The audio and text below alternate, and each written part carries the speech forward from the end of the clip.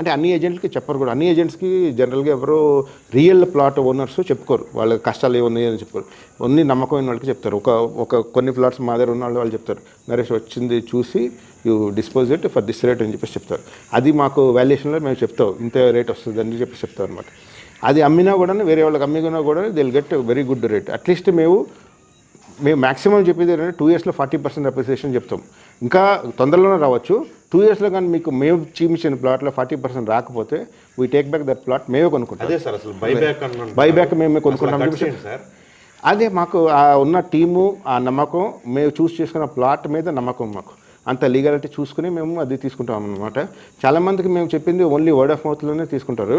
అది only purely by word of mouth వెళ్తుంది. దాని తర్వాత ఏమనుకున్నాం అంటే వై నాట్ కమర్షియల్గా మేము చేయొచ్చు కదా అని చెప్పేసి మేము ఎప్పుడేంటంటే కిట్టీలో ఒక 25 plots పెట్టుకుని, so we resale that same ప్లాట్సే మేము రీసేల్ చేస్తాం.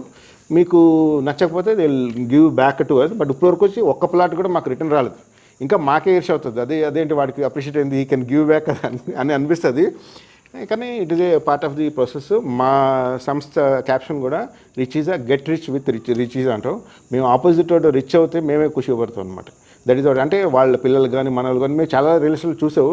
ఇప్పుడు 10 years బ్యాక్ కొనుక్కున్నాం అంటే ఇంకా అక్కడే ఉందంటాడు, ప్లాట్ ఎక్కడ ఉందో తెలియదు అంటాడు, ఏదో వెంచర్లో కొనుక్కున్నాం అంటారు. కానీ మేము రియాలిటీలో చూపిస్తాం. ఇన్ ది స్పాన్ ఆఫ్ 2 yearsలోనే you will show you reality of profit compare to all other. మీరు ఏదైనా చూసుకోండి, that is big benefit of us అనమాట.